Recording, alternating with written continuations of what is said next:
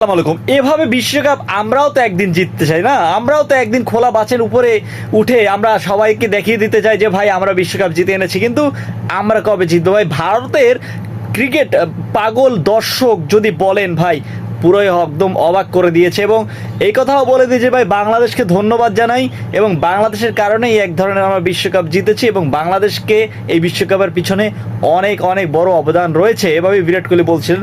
So এখন কথা হচ্ছে ভাই, এমন পাগলা ফ্যান ভারতের ছাড়া আর কোথাও হতে পারে না, বিশেষ করে মানে বাংলাদেশে হতে পারে।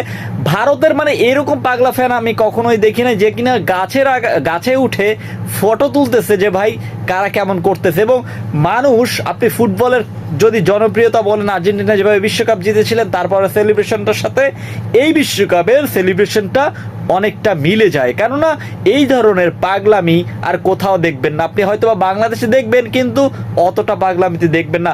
মুম্বাই শহরে এমন বিশ্বকাপ সেলিব্রেশনটা করেছিলেন, এবং বিরাট কোহলি বলেছিলেন যে ভাই আমরা যদি বুমরা না থাকতো ওই দিন, সেদিন হয়তো আমরা আর জিততে পারতাম না। একটা সময় নিঃশ্বাস বন্ধ হয়ে গিয়েছিল যখন ক্লাসান মারছিল, কিন্তু লাস্ট 5 ওভারের মধ্যে 2 বার বুমরা করায় এবং আমরা একটু রিলিফ পাই, যেখানে কিনা বুমরাকে অসংখ্য ধন্যবাদ।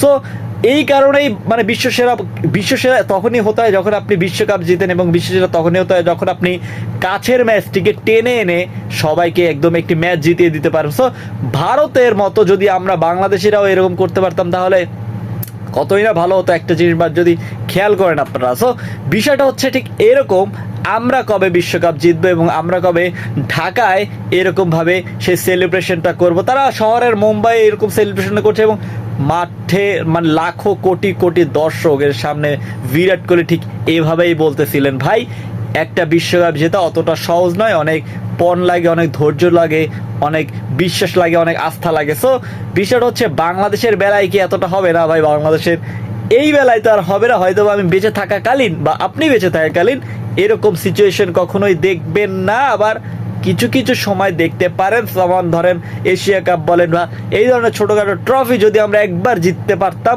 তাহলে মনকে সান্ত্বনা দিতে পারতাম। কিন্তু আনফর্চুনেটলি আমাদের বাংলাদেশের অবকাঠামোটাই এখন বর্তমানে অবস্থা খারাপ, এবং আমাদের কোচ বলেন, ম্যানেজমেন্ট বলেন, সব দিক থেকে আমরা অনেকটা পিছিয়ে আছি। এই বিশ্বকাপ না জেতার পেছনে বাংলাদেশ কি কি করতে পারে প্লিজ একটু কমেন্ট করে দেন। তো বাংলাদেশকে আদৌ বিশ্বকাপ জিততে পারবে কিনা প্লিজ একটু কমেন্ট করে দেন। আর হ্যাঁ, ভিডিওটি যদি ভালো লেগে থাকে প্লিজ চ্যানেলটা সাবস্ক্রাইব করে পাশে থাকুন। ধন্যবাদ।